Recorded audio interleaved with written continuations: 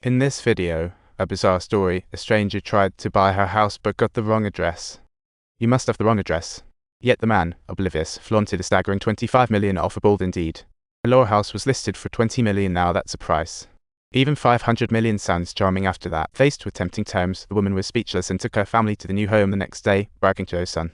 The inscriptions in the house were hand-carved by her, and her motto: never quit your day job. 7 years ago, she was a broke kid, studying for the bar exam while working at a construction site, multitasking at its finest. The very moment her son was born, she suddenly realized she couldn't even cover the hospital expenses. That night, she performed a typical dine and dash act at the soup restaurant, just as she had done before. Just as she picked up her chopsticks, the owner kindly reminded her it was time to pay. Embarrassed, she decided to make a run for it. Right as she reached the door, she locked eyes with the owner's son and sprinted to the beach only to hurl her dinner. That year, at 30, she was still a hot mess but decided to scrape together what little change she had to buy her books back. She scribbled "never give up" on her books, which became her personal hype mantra. After 7 years, she passed the bar exam and became a judge, a perfect lead in a motivational film. She was Korea's most popular ex-president, fighting for justice and the people a twist. Our heroine, Youshuo, hails from a farming family but has vision.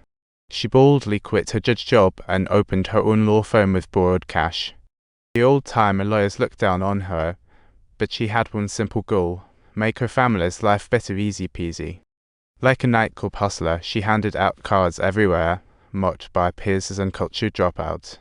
Thankfully, her hard work paid off. She became a well-known real estate lawyer in Busan, with clients lining up to hand her cash. After work, she came home to relax, just handing her briefcase to her wife. What a life! Her wife would smile, take the bag, and get to work sorting the money like a pro accountant. While she hustled, her wife would rant about how there's too much money and no clue what to do with it.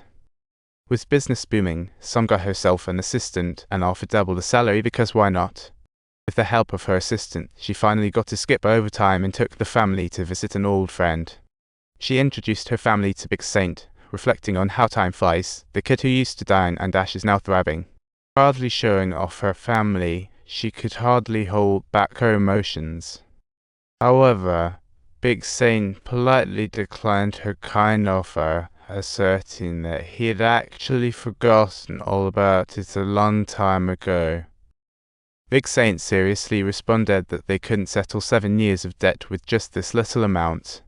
At this point, Song had no choice but to plead with Big Saint with teary eyes for the sake of her daughter, wishing her well-being.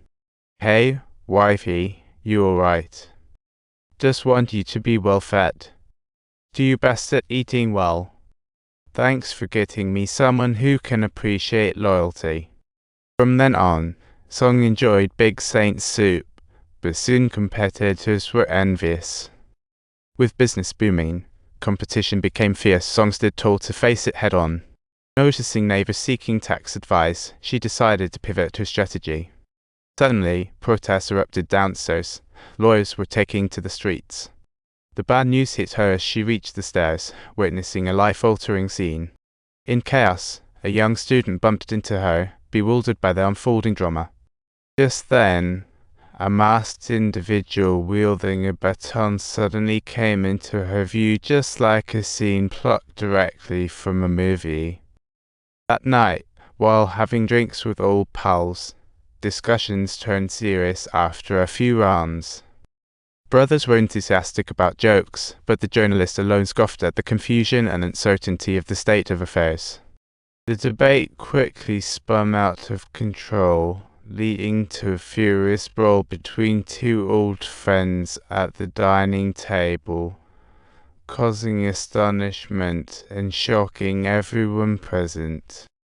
Soon after, they found themselves in face-to-face confrontation, attempting to rekindle past camaraderie. The spat turned into a full-blown war scene, leaving everyone in shock.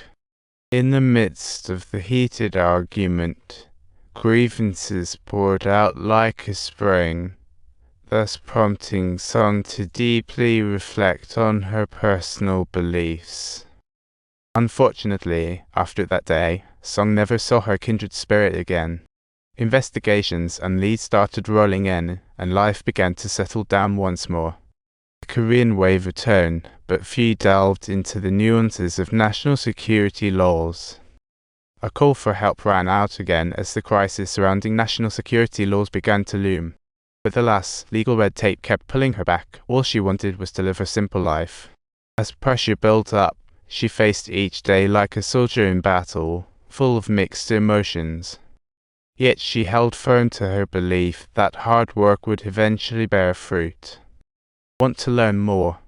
Be sure to subscribe for future updates.